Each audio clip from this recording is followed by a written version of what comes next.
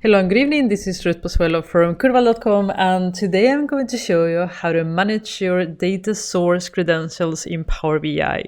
So with data source credentials, what I mean is basically the username and password that you use to authenticate yourself when you are importing data from some data sources, right? So like SQL, different databases, different APIs and these kind of things. So I'm going to show you where it is stored, where the credentials are stored. I'm going to show you how to delete them if you need to, or edit them.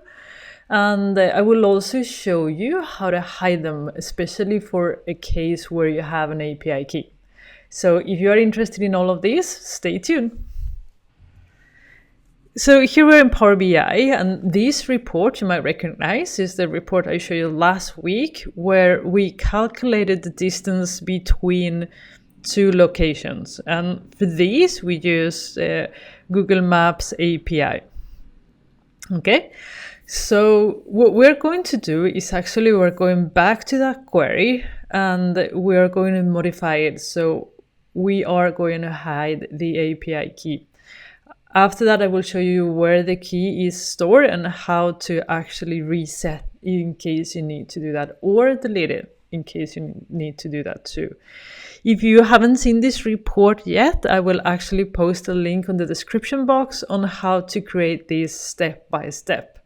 Okay, so if you haven't seen this video and you want to see it, how it's done, you will have to watch that video. Here we will talk about credentials only. So let's begin. Let's go back to Power Query. And here we have the function that we created to actually use Google Maps API service. Okay, and here is our query. And as you can see, our query is composed of a few parameters: units, origin, destination, mode, and key. And this is what you see here: origin, destination, unit, and mode. The key is here stored as a parameter. I will cancel the key afterwards, so don't worry about warning me that you see the key. So we have the key here, we have the parameters, and the first thing I'm going to do actually is I'm going to show you one thing. You know, when you are doing these calls to services, as you can see, I normally do it like this for these videos, but there is actually a better way to do it. And I'm going to take the opportunity to show you that too.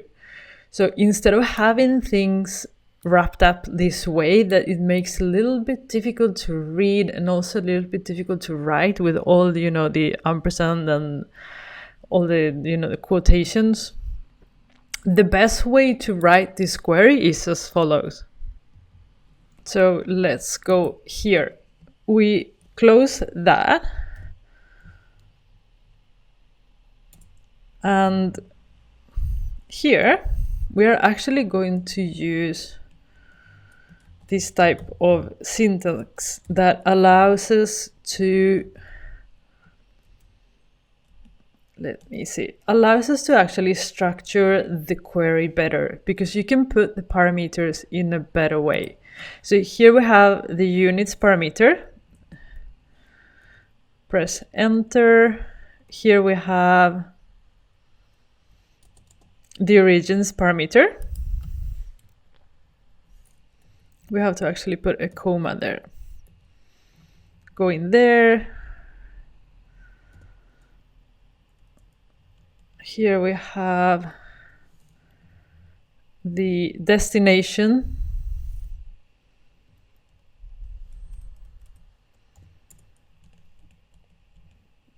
And the mode. This is if it was driving or walking.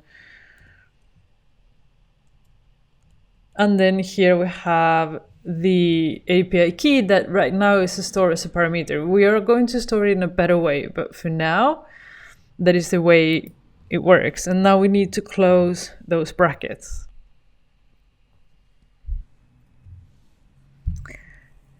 So here we have the query, the parameters, units, origin, destination, mode, and the key. We click done, and as you can see, everything is working still, and it is a cleaner way to actually do this web content call. And the thing is also that you can easily add new parameters here, without going into that messy URL.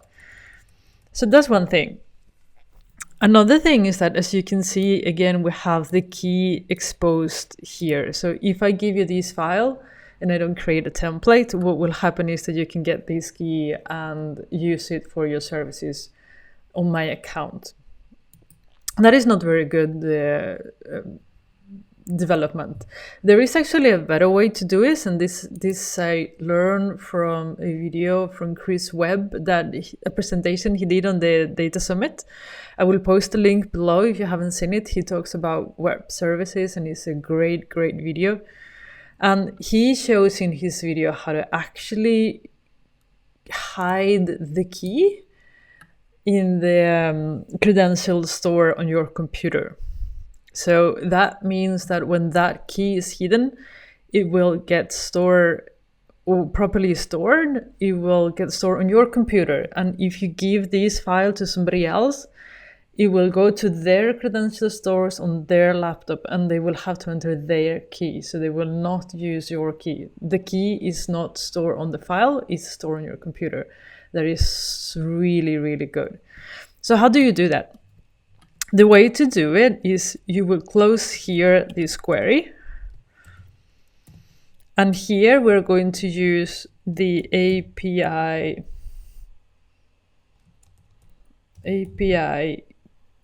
key name function. And here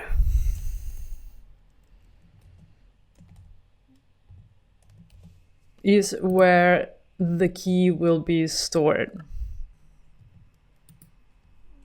One too many. So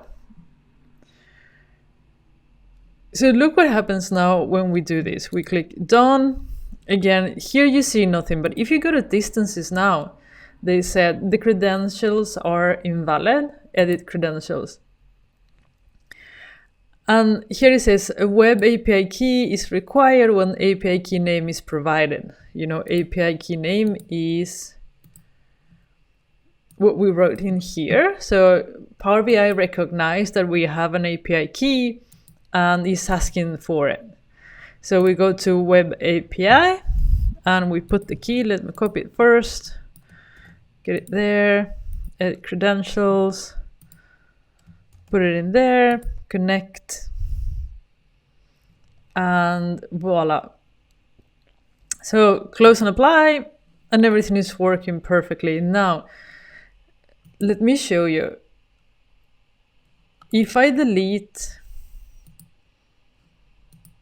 the API key that I had there stored and do a refresh, as you can see, it still works because it's not using the API key stored in the parameter. It's actually using an API key stored in the credential store on your computer. So where is that credentials? And this is important because at some point your API key will break, expire, or be compromised. So you will go here, options and settings, data source settings. And you have two choices, global permissions or data sources in this file. So as you can see here, it recognizes that we have a API key or a credential stored. We can actually delete it in case your API key expired. And here in global permissions are all the permissions that are stored for all your sources. Okay, and you can do exactly the same thing. You can choose one and clear permissions, or you can also edit permissions. Okay, and you can search if you have many, like I have. So is very useful. Once you have deleted the key, make sure that you close Power BI completely, otherwise sometimes it gives you problems. So as you can see, it's there even if we delete it.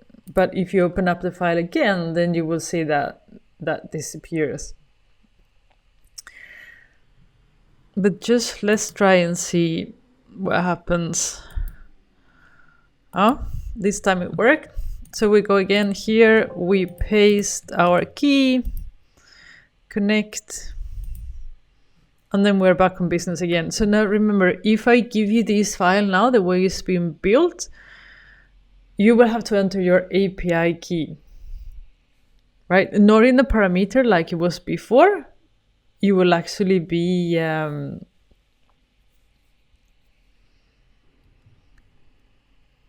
properly stored in the credential store. So again, file, options and settings, data source settings. Here is where you manage all your passwords, and now you know how to hide your API key in a proper way. Cool.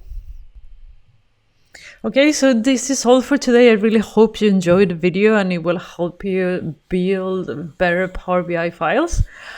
And as usual, if you like the video, please let me know by liking it or by sharing it. If you have any comments, questions, suggestions about the video, let me know in the comment box or any of the social channels listed below. And subscribe. I publish Power BI videos every Monday, Wednesday, and Friday, where on Fridays we talk about DAX measures. Well, have a great day. Bye.